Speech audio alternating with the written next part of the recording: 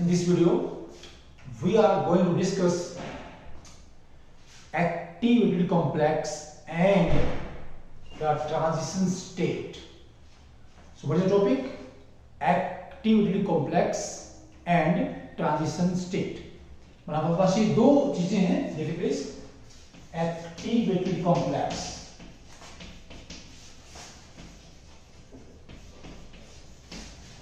and or transition state.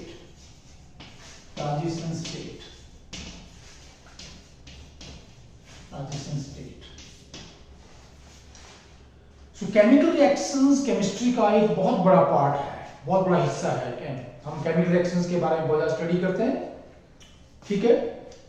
और chemical reaction का मतलब क्या है कि हमारे पास कोई सब्सटेंस है, एक दो या तीन, वो मिलेंगे, ठीक है, या अकेले भी सब्सटेंस को ब्रेक करेंगे, दो मिलेंगे और नए सब्सटेंस बनेंगे, इसको बोलते हैं केमिकल रिएक्शन।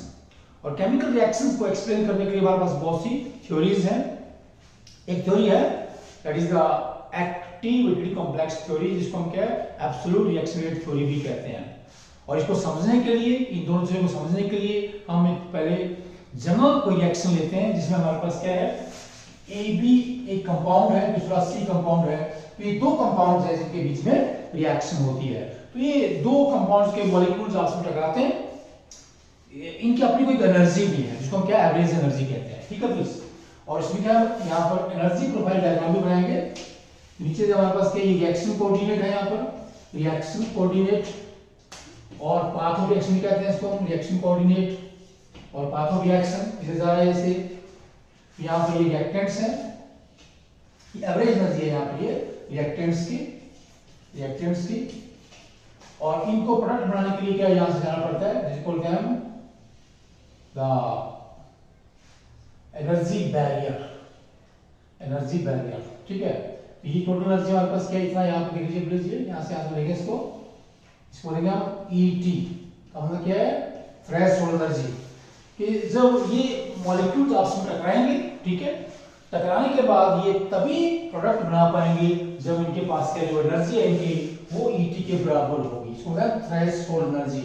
कि मॉलिक्यूल्स को कोलाइड होने के बावजूद प्रोडक्ट बनाने के लिए जितनी एनर्जी उनको चाहिए वो होती है, जितनी एनर्जी उनके पास जितनी टोटल एनर्जी उनके पास होनी चाहिए वो क्या होती है, थ्रेशोल्ड एनर्जी। Okay please. और इसमें क्या है, एक पार्ट यहाँ पर दूसरा पार्ट भी है। देखिए इनकी एवरेज एनर्जी ये है, तो इनकी ये इतना इनको एक्स्ट्रा एनर्जी चाहिए, ये वाली एक एक्स्ट्रा एनर्जी है, जिसको बोलते हैं एनर्जी ऑफ एक्टिवेशन कहते हैं इसको, एनर्जी ऑफ एक्टिवेशन, ये एक्स्ट्रा एनर्जी जो, ठीक है, ये ओरिजिन से एक्वायर करेंगे या हम रिएक्शन मिक्स को खत्म करते हैं ताकि जो हमारे पास रिएक्टेंट्स है उनकी एनर्जी बढ़ के ईटी के बराबर हो जाए। फिर कोलाइड करते हैं और जब ओरिजिन होगा बस, देखिए बस जैसे जैसे मॉलिक्यूल्स ऐसे आगे बढ़ते हैं, रिएक्टेंट्स के इधर से जाते हैं, ऊपर जाते हैं, तो ये जो यहाँ पर जो बॉन्ड्स हैं, इन दोनों मॉलिक्यूल्स के बीच में जो बॉन्ड्स हैं वो बॉन्ड्स टूटना शुरू हो जाते हैं और नए बॉन्ड्स बनना शुरू हो जाते हैं। फिर क्या होगा, एक ऐसी स्टेज आती है जहां पर एक क्या बनता है, एक्टिविटी कॉम्प्लेक्स या मॉलिक्यूल्स का एक समूह बन जाता है। मॉलिक्यूल्स का एक क्या बन जाता है, क्लस्टर मॉलिक्यूल्स का, इन दोनों मॉलिक्यूल्स के सारे एटम्स का, या तीन मॉलिक्यूल्स के सारे एटम्स का। जैसे यहां पर दिखा देंगे, तो ये हमारे पास क्या है, ये बॉन्ड कमजोर हो गया, वीक हो गया, ए और बी के बीच का, और बी और सी के बीच में ये बॉन्ड बन गया है। तो इस तरह से ये जो रिएक्टेंट एटम्स का एक क्लस्टर बन गया है, जो कि कोई कंपाउंड नहीं है, कोई मॉलिक्यूल नहीं है, ये एक हाई एनर्जी स्टेट है, ये राइट हाई एनर्जी स्टेट है रिएक्शन के दौरान। तो इस हाई एनर्जी स्टेट को क्या बोलते हैं हम, ठीक है, that is your transition state, जो रिएक्शन के दौरान आएगी। तो ये रिएक्शन के दौरान, ठीक है, रिएक्टेंट्स के मॉलिक्यूल्स के जो एटम्स हैं उनके क्लस्टर की एक ऐसी पोजीशन है जिनमें सबसे हाईएस्ट एनर्जी स्टेट एक्वायर होती है। सबसे हाईएस्ट एनर्जी जो स्टेट यहां पर है, ये ठीक है, ये जो पोजीशन है किसकी, क्लस्टर ऑफ एटम्स की।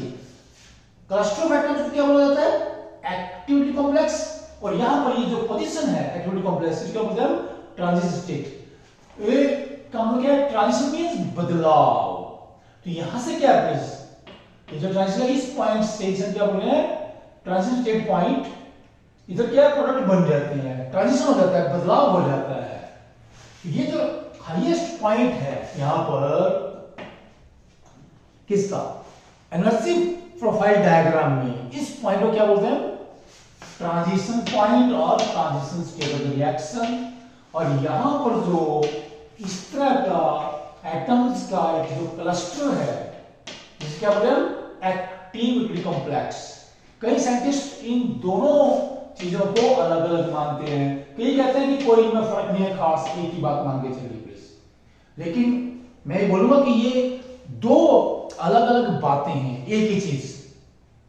एक्टिविटी कॉम्प्लेक्स क्या है, एटम्स का एक समूह है जो एक ऐसी चीज बनाई जिसने, जो कि हाई एनर्जी स्टेट है, कोई एक ऐसी स्पीशीज बन गया जो कोई कंपाउंड नहीं है, कोई स्टेबल कंपाउंड नहीं है, ठीक है। एक मॉलिक्यूल्स का समूह है, एटम्स का समूह है मॉलिक्यूल्स के, जिसकी एनर्जी हाईएस्ट है किसमें, इस एनर्जी प्रोफाइल में एनर्जी हाईएस्ट है। तो एटम्स के क्लस्टर क्या बोलेंगे हम, एक्टिविटी कॉम्प्लेक्स। और इसकी जो पोजीशन है एनर्जी प्रोफाइल डायग्राम में, इस पोजीशन का नाम क्या है, transition state.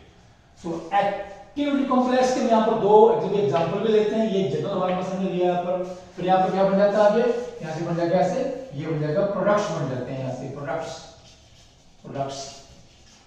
Okay, let's see example. जैसे हमारे पास ये कंपाउंड है, ये कंपाउंड हमारे पास है, ठीक है, क्या है ये, मिथाइल आइसोसाइनाइड। तो ये क्या है, एक ऐसी रिएक्शन है जो यूनिमॉलिक्यूलर है। इसमें क्या बनता है, ऐसे जो क्या बनेगा प्रोडक्ट, दैट इज बनेगा CH3CN, that is methyl cyanide. Reactant है, ये प्रोडक्ट है। ओके, तो हमारे पास जो ट्रांजिशन स्टेट थ्योरी है या एब्सोल्यूट रिएक्शन रेट जो थ्योरी है, एब्सोल्यूट रिएक्शन रेट थ्योरी क्या कहती है कि ये जो हमारे पास मॉलिक्यूल है किसका, मिथाइल आइसोसाइनाइड, ये क्या है, मिथाइल साइनाइड, ये सीधा चेंज नहीं होगा। इसमें क्या बनेगा प्लीज देखिए प्लीज, जैसे ये इधर से आ रहा है, हम यहां से आएंगे, यहां से देखिए प्लीज, यहां से जो कार्बन और नाइट्रोजन का बॉन्ड है ये वीक हो जाएगा। इसी तरह से नाइट्रोजन और कार्बन दूसरा वाला बॉन्ड है, ये भी यहां से क्या है, वीक हो जाएगा, ऐसे ऐसे ऐसे ऐसे। ओके प्लीज, और यहां पर ये दोनों जो कार्बन है इनके बीच में एक वीक लिंकेज बन जाएगा। तो इस रिएक्शन के दौरान रिएक्टेंट से प्रोडक्ट तक जाने का जो रास्ता है वो यहां से गुजरता है, यहां से गुजरता है। और यहां से क्या है, यहां पर जो ये कॉम्प्लेक्स बन गया है, जैसे क्या हो गया, एक्टिविटी कॉम्प्लेक्स, ठीक है।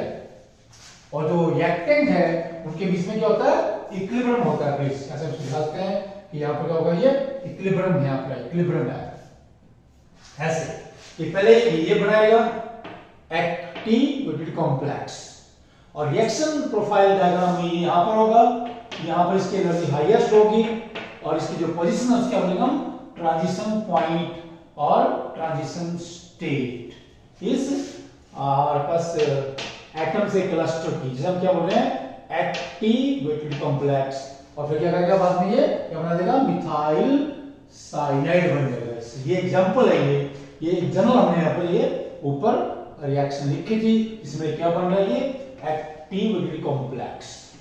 तो इसका बनना हम प्रूव कर सकते हैं, लेकिन इसको हम एज ए कंपाउंड ऑब्टेन नहीं कर सकते, क्योंकि ये बहुत ही कम टाइम के लिए बनता है, ये बहुत ही रिएक्टिव होता है, और ये बहुत ही अनस्टेबल भी होता है। और ये क्या रिएक्टेंट्स के साथ में कैसा इक्विलिब्रियम होता है, तो क्या ये वापस रिएक्टेंट्स भी बना सकता है। ये कुछ विशेषताएं हैं, कैरेक्टरिस्टिक्स हैं किसकी, एक्टिविटी कॉम्प्लेक्स की। तो क्या हुआ, ये रिएक्शन प्रोफाइल डायग्राम में या जब रिएक्टेंट्स प्रोडक्ट्स में चेंज होते हैं तो बीच में बहुत ही कम टाइम के लिए एक ऐसी स्पीशीज बन जाती है, ठीक है, जो एटम्स का समूह है, जिसे क्या बोल रहे हैं, कॉम्प्लेक्स बोल रहे हैं। इसकी एनर्जी बहुत ज्यादा होती है, ये बहुत ही अनस्टेबल होता है, ये कोई मॉलिक्यूल नहीं है, ठीक है, एक एटम का समूह है जो बहुत ही हाईली एनर्जेटिक होता है, हाईली रिएक्टिव होता है, हाईली अनस्टेबल होता है। ये क्या कई बार वापस के ये रिएक्टेंट्स बना सकता है या ये फिर प्रोडक्ट भी बनाएगा। जैसे हमने एग्जांपल लिया, क्या बन गया कि मिथाइल साइनाइड यहाँ पे बन जाता है। इसमें हम एक दूसरा एग्जांपल और लेंगे, किसका, एक्टिविटी कॉम्प्लेक्स का।